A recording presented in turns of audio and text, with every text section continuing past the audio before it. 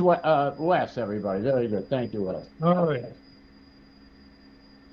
All right. I'm Wes Plouff, AC8JF, and tonight's talk is called Getting the Most Out of FT8. We're Absolutely. good. That is Okay. correct. All right. Hold on. Okay. So let's see here. Okay. So uh, you probably know what FT8 is, but it's many things to many people. It's a weak signal mode at the bottom of the sunspot cycle. It was really some days the only way you could make QSOs. Um, It's the one of the easiest digital modes to use. It's got communication protocol based on what NASA uses to talk to satellites out between the planets. And it's also drawn criticism. Now, I'm old enough to remember when hams were complaining that single sideband was ruining ham radio and appliance operators were ruining ham radio. Well, now it's FT8 is ruining ham radio. One of the criticisms is it turns ham radio into a game, and I actually agree, but I say it's a game of skill. Um, and so tonight's goal is upping your game a little bit. So I want to start with a show of hands. How many people have used FT8 more than twice? Oh, less than half of you. Okay. How many people have worked all states with FT8? Okay. All right. So no, with FT8. Okay. So you're my audience, definitely. I'm not even going to ask about DXCC. So tonight I'm going to talk a little bit at the beginning about hardware and software, and then how to set things up and what to do once you're on the air, and what to do when things are not working so well. And then a little bit about what's out there besides sort of vanilla FT8. So first of all, I want to mention hardware. It's really simple. If you have a transceiver that's capable of single sideband and a sound card interface to go between analog and digital audio and a computer, you can run FT8. I have a 15-year-old laptop that barely runs Windows 10, and I have no problem running all the software I'm going to talk about tonight. So, but one thing I want to mention about hardware is a very common problem, and that is sometimes, excuse me, sometimes you may notice that if you're running digital mode, or even if you're not, the cat control to the rig may quit working all of a sudden, or the audio interface may quit working all of a sudden. The problem is usually RF in the shack, and I cannot recommend too highly getting ferrites on your USB cables to keep RF out of your computer. Uh, there are some possibilities on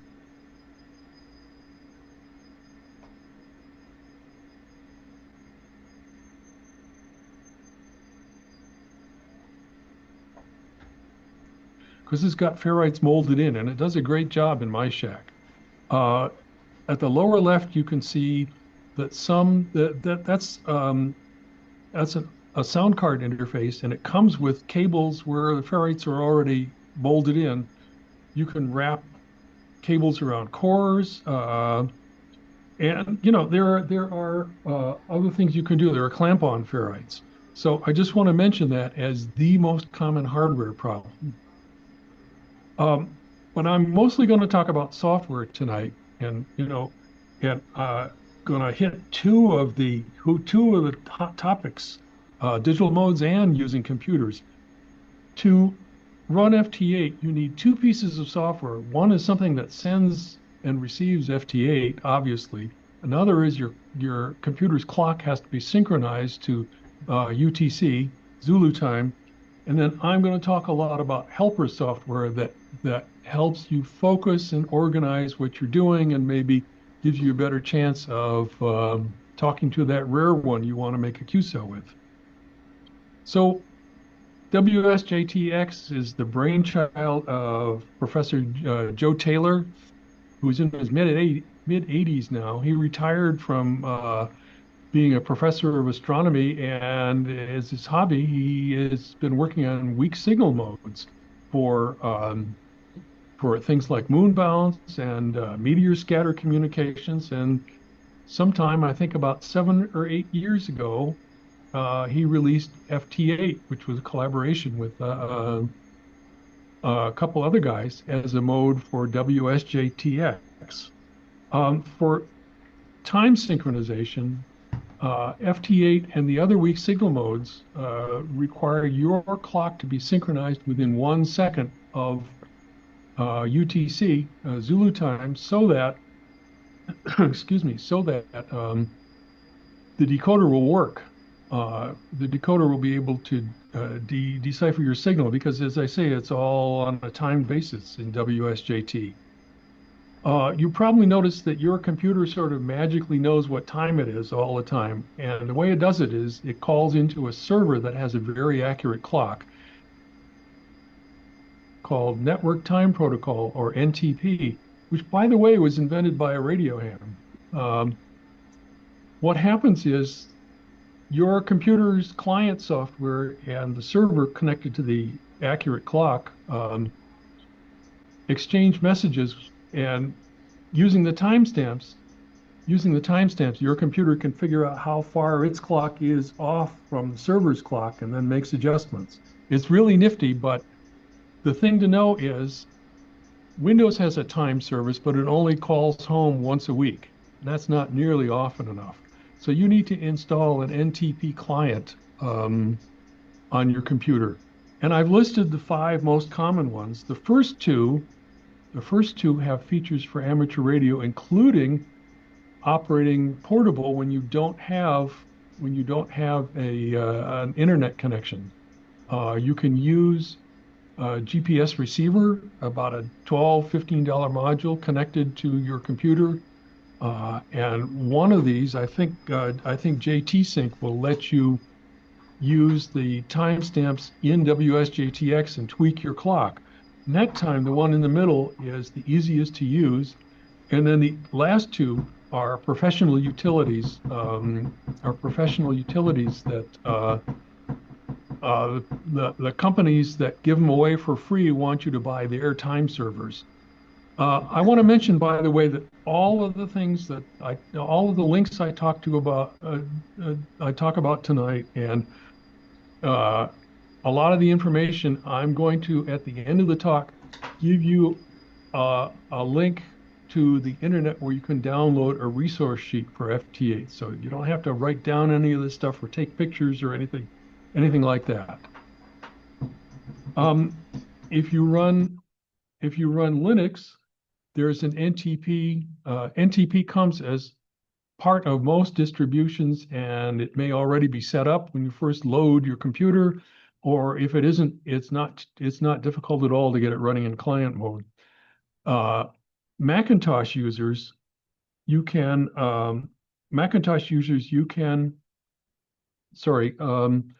just click on the date and time settings and set date and time automatically, and your Macintosh will go out, I think, about every 20 minutes to a time server. So things are very accurate. Now, WSJTX wants your time to be synchronized within 1 second of UTC. With all of these things, and over the fast internet most of us have today, you can get within about 100 milliseconds or even better. So how do you tell if your time is accurate? If you are interested in seeing how close you are, there are 2 easy ways to do it. One is to go to a website called time.is. It's in Iceland, but it will tell you what your local time is, and it will also tell you right above that how far off your computer clock is. It'll make an estimate with some uncertainty. But if the number it gives you and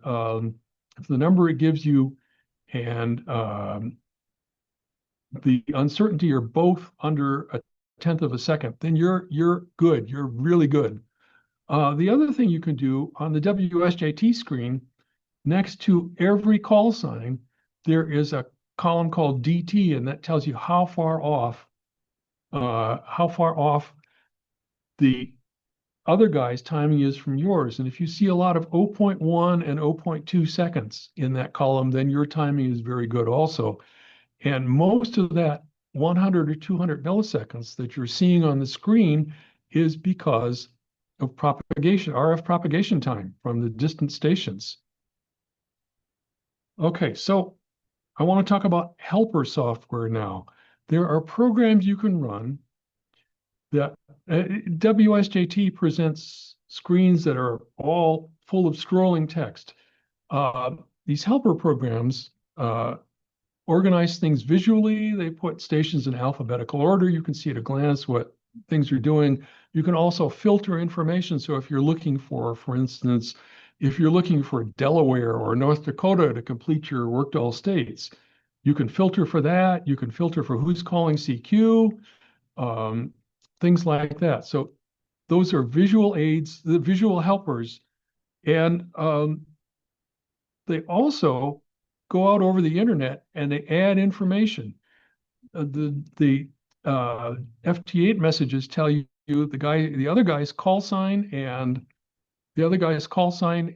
his grid square, and and your received signal strength at his end, and that's pretty much it. But JT Alert will add things like the state the other station is in, even when the guy has an out of area call, like a W5 here in 8 land. It looks at a list of of on a call sign site, and you can optionally, if you have a paid subscription, connect this to QRZ, and I suspect it will give you even more information. So let's look for a minute about what is on the JT Alert screen.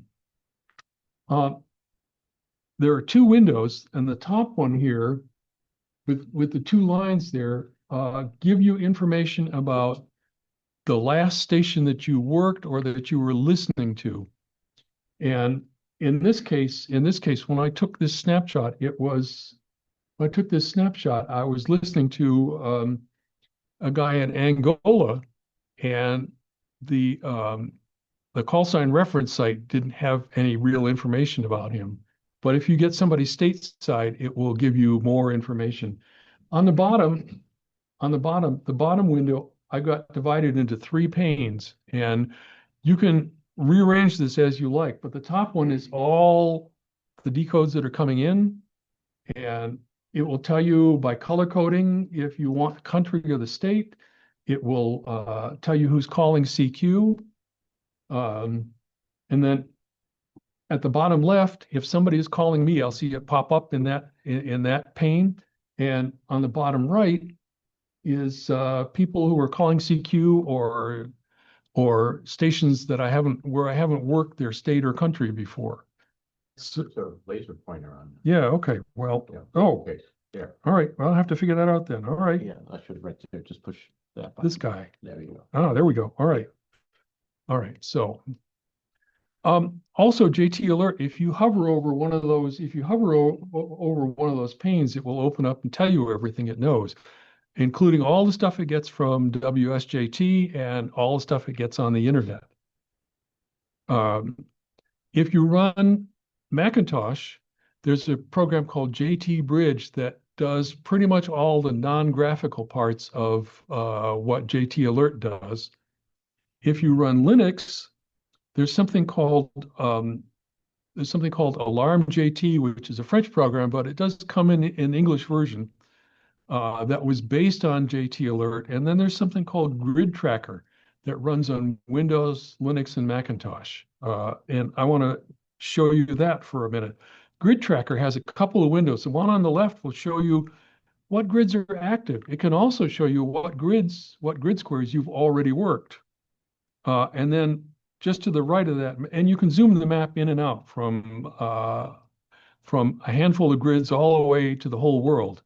And just to the right of that is the control panel for Grid Tracker, and I'll talk more about that in just a second. The right-hand pane the right-hand pane is a list of either of all the decodes that you just got on the last reception cycle, or a little more organized. And excuse me, or a little bit more organized. And then you can also set that to filter or to see what you worked or what you need for any particular award, and stuff like that. There are a whole bunch of options that I'm not going to get into in detail. About the control panel, all the controls are, instead of menu items, there are those little buttons at the bottom center there. And that's something that I don't particularly like, because it's got a whole bunch of colors and it's all buttons, and it's a busy screen. But that's my preference and maybe not yours. Both JT Alert and Grid Tracker are very stable and reliable. And as I say, all this software does not put a whole lot of load on your computer. So once you have these things working, you have to figure out how to connect to logging programs. And for some logging programs and these pieces of software, it's very easy. It might be just 2 or 3 steps to configure it. For some, I use Logger 32 for my main logger, and it is complicated, to say the least. But in this case, it helps to read the documentation for both pieces of software that you're trying to connect, the logger and whatever connects to it, which could be WSJT, it could be one of the helper programs. The other thing is, it helps if you're using different configurations of software. For instance, for contest, I use a contest logger, and in fact, we do that on field day as opposed to a general purpose logger, and I don't use a helper program. It helps to create different configurations in WSJT so that you can switch over to using whichever configuration of software that you need. And it's pretty easy once you've done that once, just to change the configurations. Oh, sorry. So, okay. So you can see, if I can do this right, you can see in the upper left, one of the menu items is configurations, and you can see I've got 3 of them. The TS570 is the rig I don't use, but for a field day, I just switch from my normal IC7300 to connecting to the N1MM logger with the IC7300 instead. Anyway, that's something that's useful if you ever decide to play with different rigs. Okay. One thing you'll notice is that the screens can get pretty crowded. There's several busy screens. On here, you can see I took a picture of my setup at home after cleaning up my desk, and you can see that here is WSJT, or some of it, and here's the waterfall part of WSJT, and here is the logger sort of half hidden behind WSJT, and these two at the top are JT Alert, and you can see they take up a lot of real estate. It is worth fooling around, moving things around. You can change the shape of JT Alert screens. You can change, I think you can change the shape of,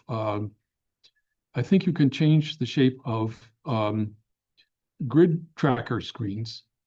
So it's really useful to have a second monitor when you're running FT8 to fit all of this stuff in, and it's really worthwhile when you're not busy to try fiddling around a little bit and see if there's some arrangement you like better. And there's one other problem I want to mention here, and that is when the band is busy, you'll see the decodes scroll up in the left-hand pane, because WSJT decodes everything in the audio passband. That can be 20, 30, 40 stations if the band is busy. One thing to do is look at putting the main WSJT window in whichever of your monitors is taller, so you can see more lines of decoding, and that way you're less likely to see something scroll right up off the screen that you want to look at.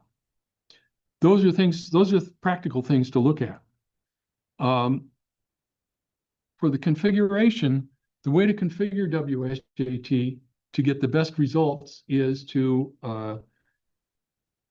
in the center at the bottom there, where all the controls are, is to check hold TX frequency, which means that your transmit frequency always stays the same. And a couple slides in, I'll get to why. Auto sequence, which means that once you've started a QSO with somebody, WSJT goes through the whole message sequence automatically. And all you really need to do is watch and then click the log QSO button when it's done. And then CQ first means that if you're calling CQ, WSJT will answer the first station that it decodes automatically. There's also one where it will answer there's also an option that you can try later where it will answer the station that's calling back to you from the most distant grid square. So that's something you can play with. And then at the top, there's a menu item for decoding. And what you want to do is you want to set it to normal, which should be good enough. And if you don't have any problems with software being slow, and you can try the deep option. You want to leave the enable AP choice at the bottom unchecked. You don't need that for FT8. What that does is it increases the sensitivity of the decoder, but it also means more errors in decoding. You don't want to play with that. So let's see here. So the thing about WSJT is the software does all the work for generating and receiving and decoding FT8 signals. That means you want your radio to be set to be as linear as possible in the transmit path and in the receive path. And there are a whole bunch of things you can do here. Normally, you would set your radio to upper sideband, or if it has a data mode, you use that, because usually if you have a data mode, that means that all these other things you can set once and forget and then go back to whatever you want for voice for a single sideband when you're done. Use the widest single sideband bandwidth, which is normally 2.7 or 3 kilohertz. And I'll talk about that a little bit later too. Turn off any audio equalization, turn off AGC if you have a choice, or use its fast setting so that the levels don't fluctuate a lot. Turn off your noise blanker, turn off speech processing, turn off audio compression, turn off any notch filter, turn off noise reduction. Now on newer transceivers, noise reduction is pretty good. And it may actually help you in a noisy band, but start with noise reduction turned off. And then later, once you play around some, you can play around with noise reduction on and settings and so forth. And that the last two, you want to make sure that when you're transmitting in digital mode, no microphone audio goes out over the air. That's a big FCC no-no, because you're down in the CW and data part of the band. Some transceivers, that's just automatic, and some transceivers, you have to unplug the mic. And then also, single sideband transceivers are not designed for full power with key down, so to speak. And with FT8, you're transmitting for 13.5 seconds. So what people do is normally they transmit at 20 to 50% of full power. It depends, but the idea is if you're transmitting 13.5 seconds out of every 30 at full power, you run the risk of overheating the final amplifier stage of your transceiver. So I usually run with my IC7300 and with the TS570 for it. I run usually 30 to 35 watts, and I do just fine. I've contacted Australia and New Zealand with that amount of power. But that's something to watch for. Okay, so another thing is you're trying to get all this hardware and software to cooperate, and sometimes it's a little bit tricky. And what you want to do first, this may sound dumb, but what you want to do first is try a sequence for turning things on. First the radio, then the sound card interface. Well, first the computer, then the radio, then the sound card interface, if it has an on-off switch, and then WSJT, and then JT Alert, any helper program, and then the logging program last, and then shut down the software. When you go back to normal mode, shut down the software in the opposite order.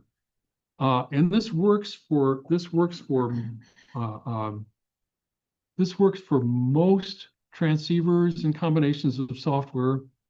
But the idea is to do the same sequence that you never get any problems. If you run into problems, you have to look and see if there's some dependencies on what's running first. And to give you some idea, the N1MM contest logger that we use at Field Day, we found out that to use it with FT8, you can't do things in this sequence. You have to do it a little differently. So this is not a hard and fast rule here, but it's something that should work for normal operation. You want to set your audio levels to be about 50, 60 dB on receive. There's an indicator at the lower left of the WSJT screen. And the way you do that is through controls on the radio. For starters, you should start with RF gain as the normal place and then set AF gain. And if there's a level control on the audio interface, you can use that too. But after that's set to give you about 50, 60 dB on the indicator, then use RF gain. Use RF gain if the signal levels are too high or potentially too low. And if they're too low, this vertical bar will change color. Green is good, yellow is too low, red is too high. Okay. Audio levels on transmit, you have to sort of go the other way. The audio level on transmit is set by the slider on the right-hand side of the SJT controls. And what you need to look at on your transmitter is the ALC meter. And the idea, again, is to keep the signal as linear as possible, not introduce distortion.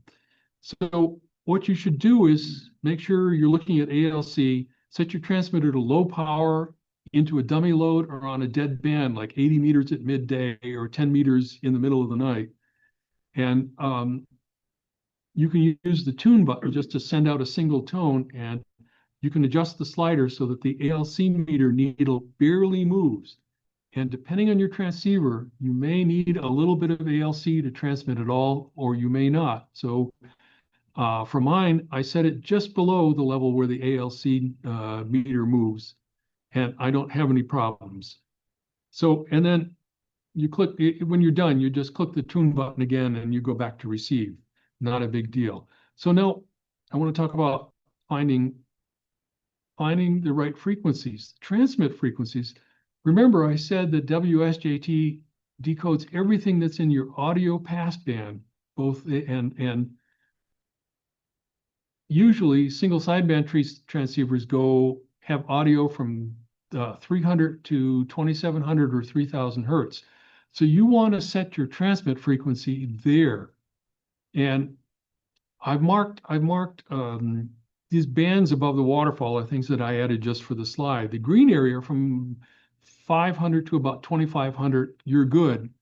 The yellow bands that are at the edges of the passband, you want to use with caution, especially at the high end, because the other guy's passband may be narrower than yours.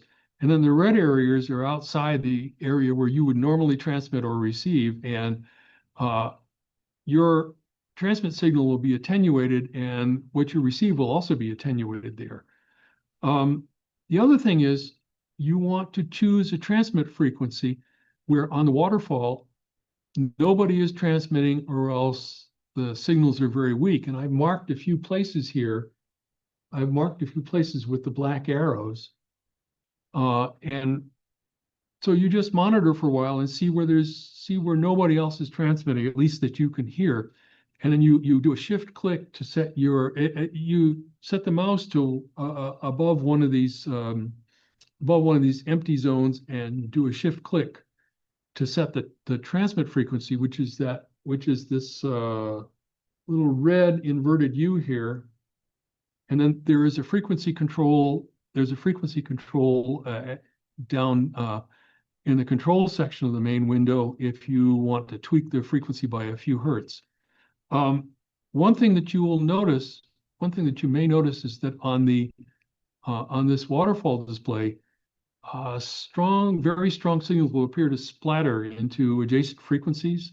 The the FT8 transmission is only 60 hertz wide, and some signals will look very wide on the waterfall, but that is the way the waterfall works, and the guy at the other end is probably transmitting a clean signal. So that's just something to watch out for. And so if you don't think anybody is transmitting next to this really strong guy, you can go there.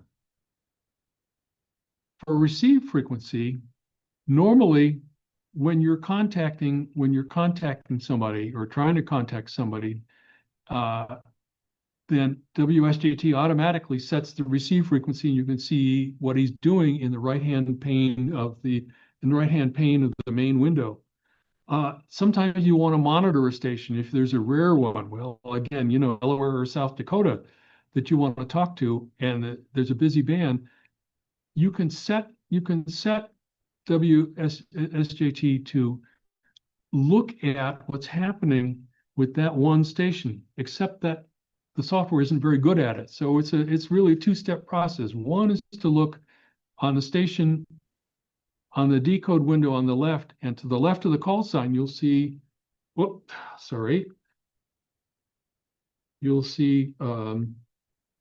this column where it says frequency.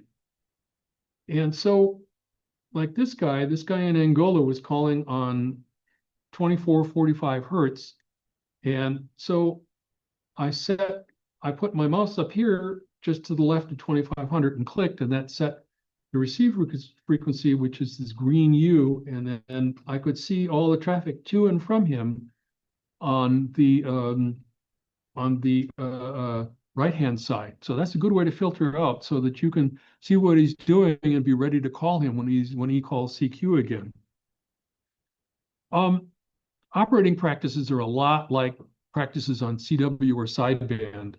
And the important thing is, and this is especially true for FT8, you don't own any frequency.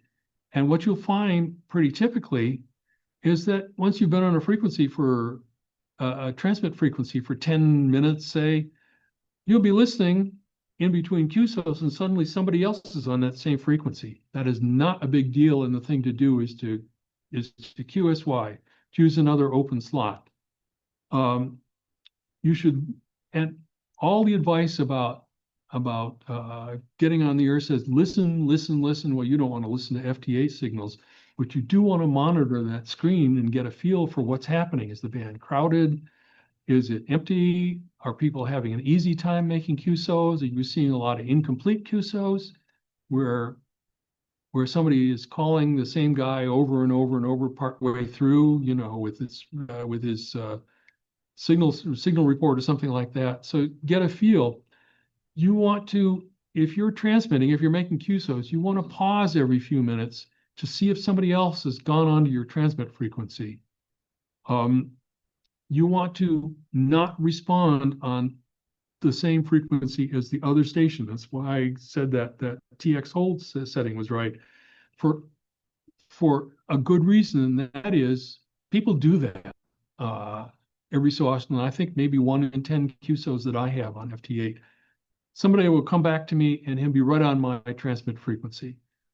You don't want to do that, though, because if there are, WSJT is real good about decoding all the signals in a band, but if you've got two stations that are on the top of each other and interfering, it's not as good, and chances are neither of you will get through. So the idea is stay on that clear frequency in the audio passband. And because WSJT decodes all of the signals it receives, the other guy will hear you just fine, even if you're, you know, even if you're at the other end of the audio band from where he is. Now, usually you should wait for the other station to call CQ, but if he's real busy, if you see him send 73 or RR73 to end the previous QSO, you can try calling him just after that. You don't want to transmit if you're trying to answer somebody calling CQ and his next transmission, he is talking to a different station, you want to not transmit. And you do that by clicking on the enable button, or if your rig has already started transmitting, there's a stop TX button right next to it. That'll get you off the air. The other thing to do is, if you're not getting through, don't send endless responses. If you don't get an answer or you can't move the QSO forward in 4 or 5 tries, you got to move on. When the other guy can't hear you, there are only a few things you can do. He may be getting a lot of noise or a lot of interference at his end that you can't hear.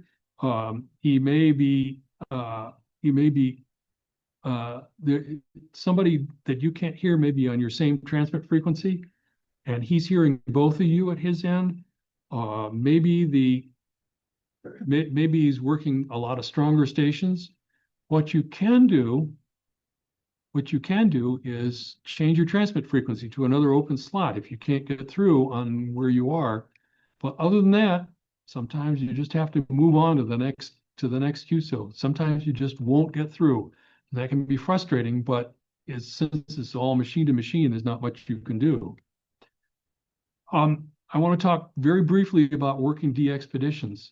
There's a mode called Fox and Hound, where a de-expedition, you can see on a de-expedition will be transmitting between 300 and 500 hertz, and he'll be listening above 1000 hertz. Usually the de-expedition will be on a different frequency from the standard FT8 frequencies. Excuse me. And so what you'll see is either at the top list here, you will see that the same guy is working 2 different stations on 2 different frequencies, or even 3 or 4 different frequencies. If you see that, you want to go, there's a little button marked H just to the right of the receive level meter, and you want to click on that to get into hound mode. So he's the fox, you're the hound. If your transmit frequency is above 1 kilohertz, then he will get around to you. The way I understand it is fox and hound mode. The fox will queue up answers to his CQ, or will queue up a number of stations that are calling him. So you don't have to keep calling him. He may get around to you eventually, or if he doesn't, then you try again. But that's different. And then there's a different piece of software that will do FT8 mode, and it does something called multi-stream, where the same guy can talk to 2 stations at once. You can see here, this last line at the bottom, this guy in V4 land is saying 73 to a Brazilian, and he is giving a signal report to a Spaniard.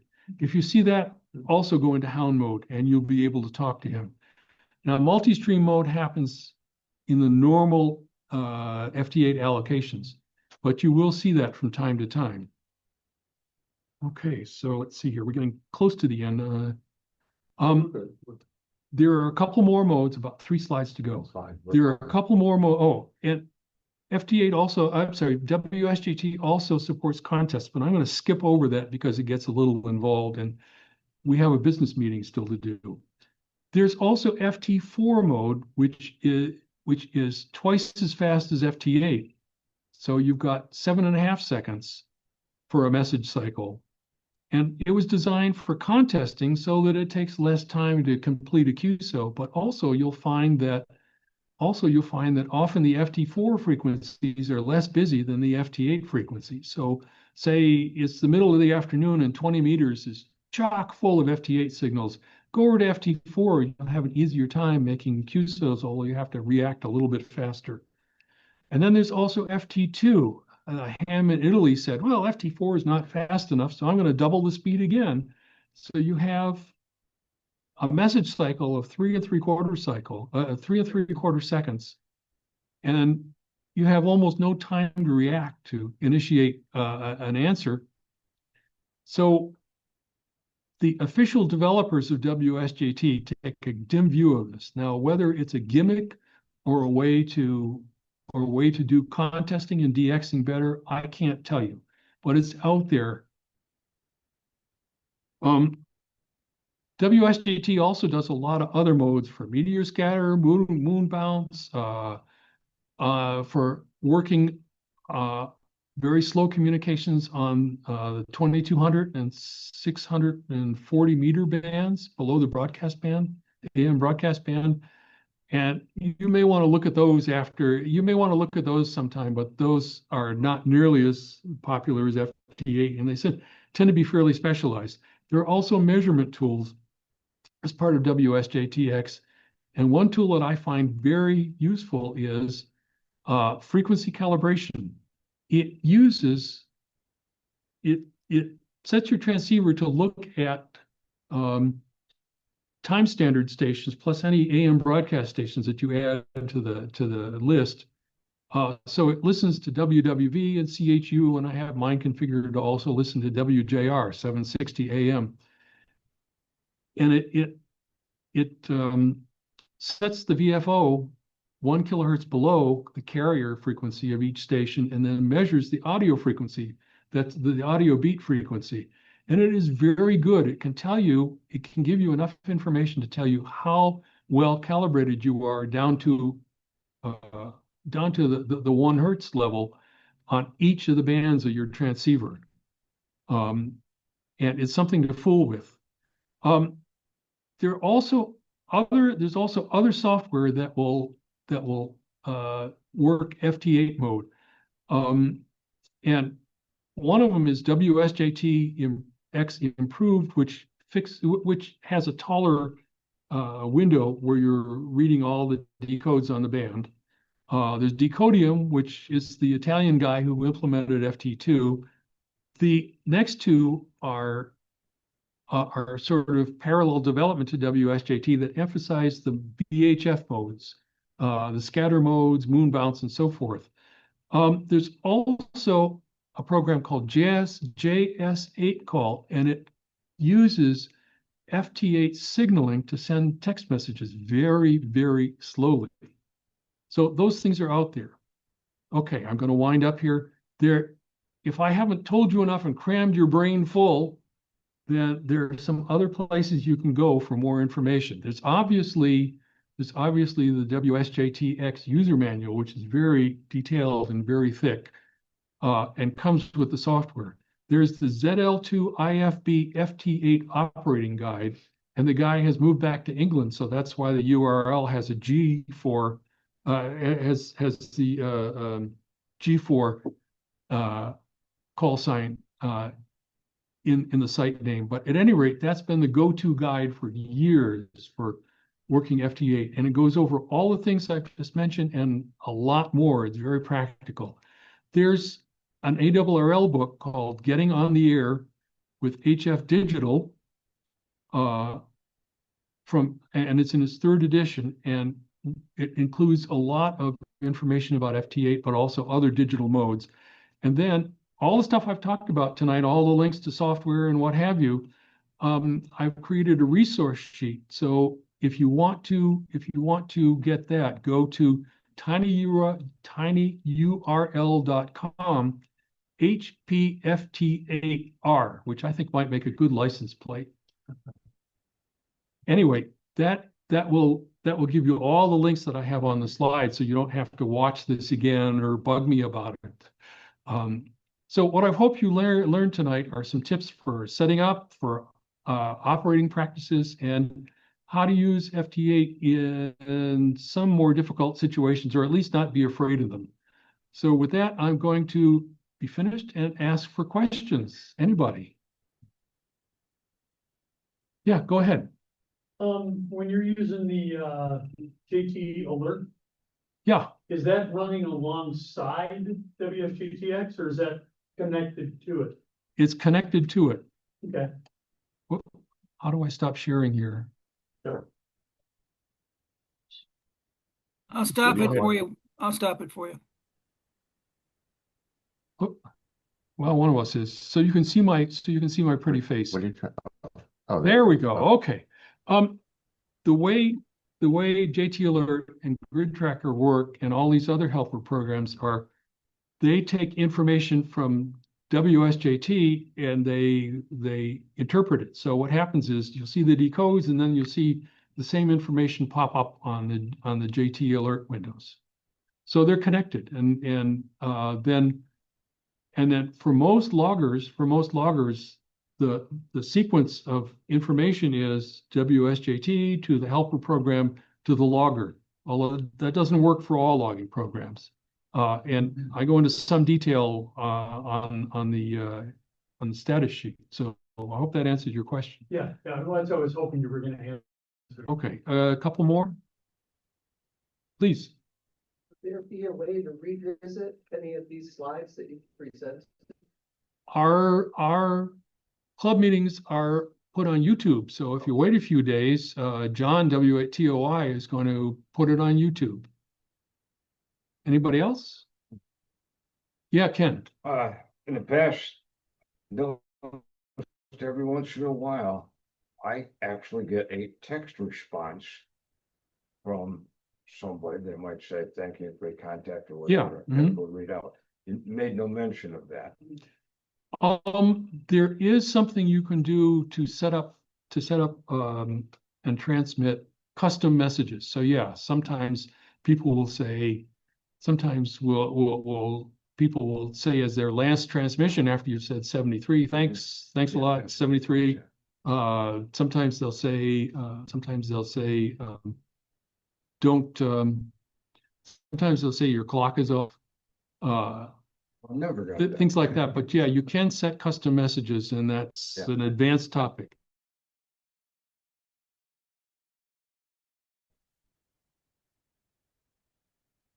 All right, well, I'll say thank you, and it's not quite half an hour. Well, but thank you. I'm fine. Well,